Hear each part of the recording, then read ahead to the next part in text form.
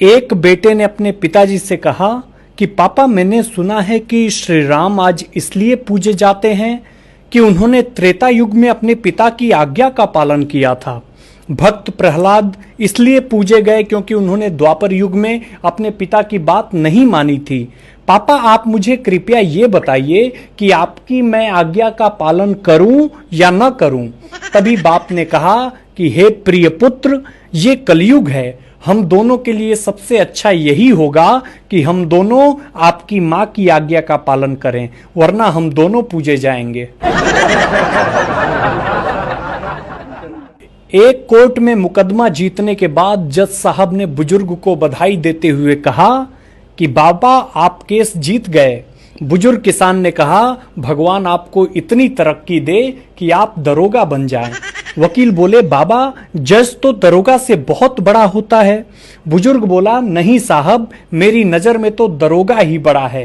बुजुर्ग बोला, जज साहब, आपने मुकदमा खत्म करने के लिए 10 साल लगा दिए और मुझे भिखारी बना दिया, जबकि दरोगा जी ने शुरू में ही कहा था 5,000 रुपए दो, 2 दिन में मामला रफा दफा कर दूंगा।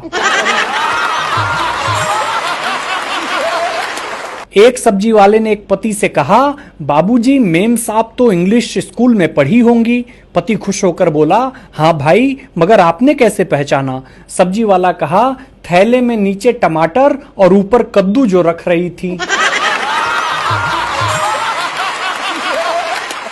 एक पुलिस ऑफिसर ने अपने पुत्र को समझाया कि वो अपने नाम के साथ ये भी बताया करे कि तुम एसपी भवानी सिंह के लड़के हो, ताकि दूसरे लोगों पर तुम्हारा रौब पड़े।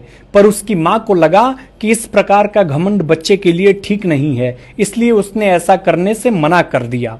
अब एक दिन घर में आए एक मेहमान ने बच्चे से पूछा कि क्या तुम एसपी भवानी सिंह के लड़के हो? इस पर बच्चा बोला, जी पिताजी तो यही कहते हैं, पर मां मना कर देती है।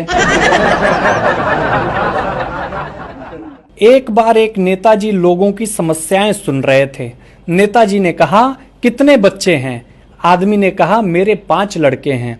नेताजी ने कहा, क्या करते हैं? आदमी ने कहा, पहला MBA, दूसरा MCA, तीसरा MA B.Ed with TET qualified, चौथा B.Tech और 5वां चोर है।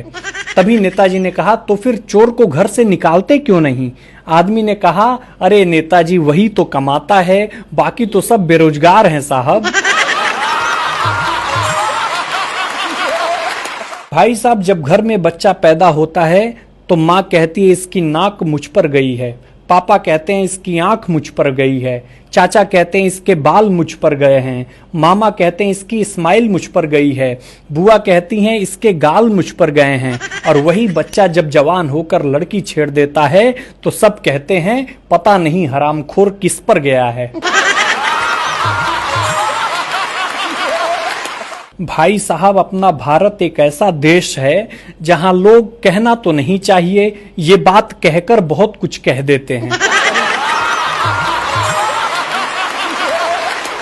देखिए, अगर आप गलती करके सुन रहे हैं तो आप ऑफिस में हैं, और अगर आप बिना गलती के सुन रहे हैं तो आप घर पर हैं।